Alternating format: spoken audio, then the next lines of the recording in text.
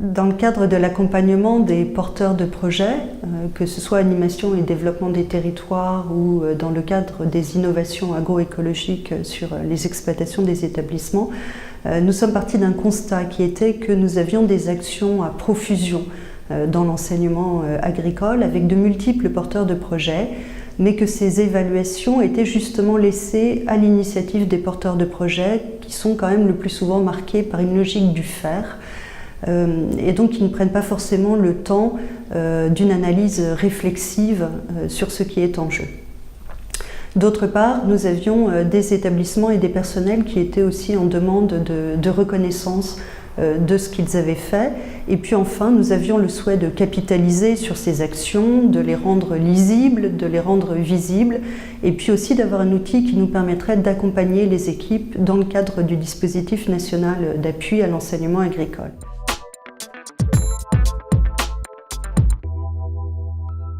C'est pourquoi donc nous avons travaillé sur cet outil de positionnement et nous avons travaillé à plusieurs, une petite dizaine de personnes.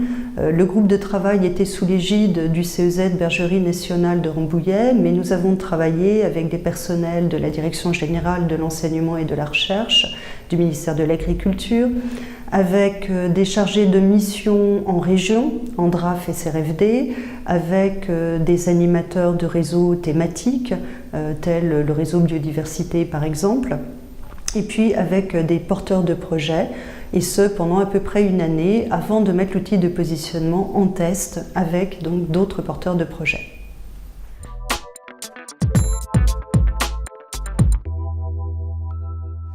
Donc cet outil a été conçu pour avoir 4 niveaux d'utilisation. Les 2 premiers niveaux d'utilisation peuvent en fait s'utiliser en auto-positionnement. Le porteur de projet, une fois qu'il a connaissance de l'outil, peut l'utiliser pour s'auto-positionner. Et les 3 et 4e niveaux s'utilisent plutôt en accompagnement, où là on est dans un co-positionnement avec le porteur de projet.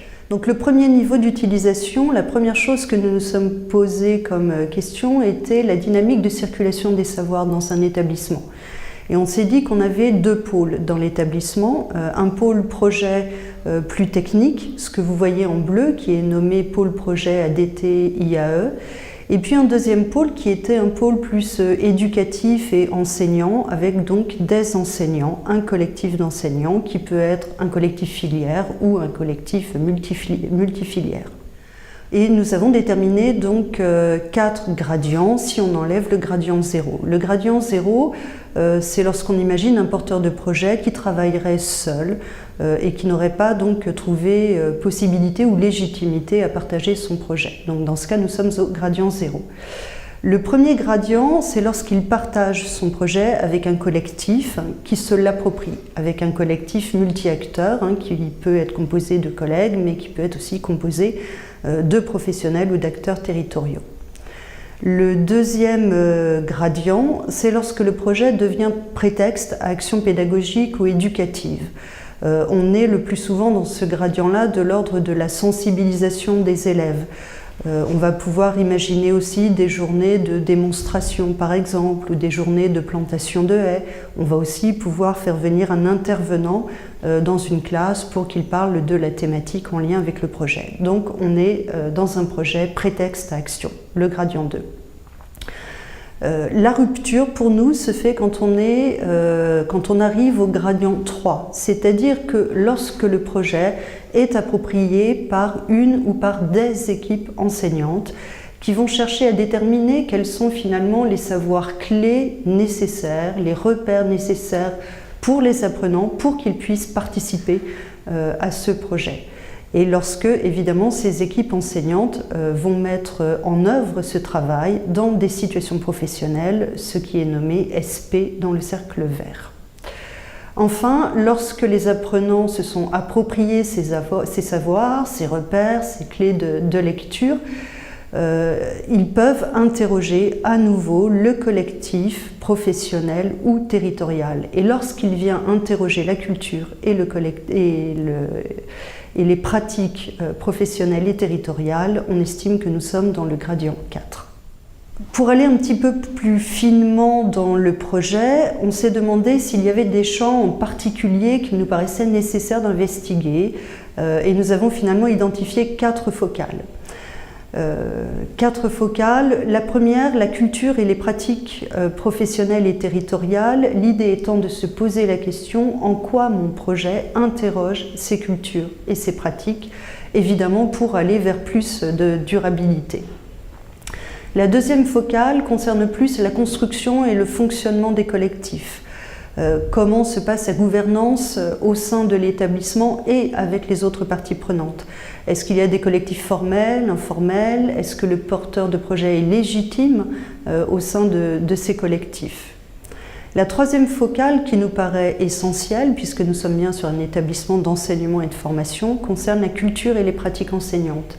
Est-ce que la culture et les pratiques enseignantes sont elles aussi ou non interrogées par le projet? Est-ce que les enseignants se mettent ensemble pour réfléchir à la visée éducative ou pédagogique qu'ils ont en tête? Est-ce qu'ils partagent leurs expériences? Est-ce qu'ils échangent, voire est-ce qu'ils analysent leurs pratiques avec des outils de médiation? Et puis enfin, la quatrième focale concerne les savoirs. Quelle est la nature des savoirs? Est-ce qu'on est de l'ordre de l'information? On propose des informations aux élèves. Est-ce qu'on est encore de l'ordre de la sensibilisation, une sorte d'approche presque perceptuelle parfois dans certains projets? Ou est-ce qu'on est dans l'ordre des savoirs beaucoup plus conceptuels qui permettent aux jeunes de juger et d'agir sur la situation et donc de réinterroger le collectif derrière? Ces focales sont évidemment perméables entre elles, elles forment un système, mais elles sont aussi en lien avec d'autres projets, d'autres actions qui sont menées dans les établissements.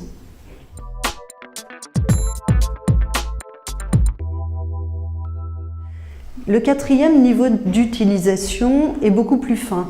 À titre d'exemple, sur la focale culture et pratiques professionnelles et territoriales, nous nous intéressons en fait à 3 points en particulier à examiner.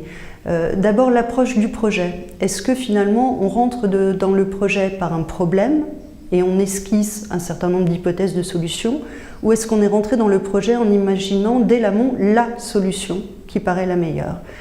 Un deuxième point qui nous paraît intéressant à examiner, c'est la prise en compte des controverses.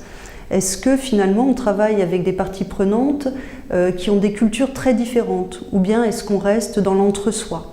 C'est beaucoup plus facile pour avancer, mais évidemment ça ne va pas permettre d'aller interroger ce qui se passe dans un secteur ou dans un territoire. Troisième point examiné, est-ce que finalement on s'est posé la question d'une part de l'évaluation du projet, pendant le projet, avant le projet, après le projet, et d'autre part des résultats de ce projet, et notamment la question du partage des résultats avec les autres. Et encore une fois, est-ce que finalement on partage les résultats, y compris avec des professionnels ou des acteurs territoriaux qui étaient peu impliqués au départ? Et c'est en utilisant cette grille, ces critères d'appréciation, que l'on va pouvoir positionner l'établissement sur les gradients qui vont donc de 0 à 4.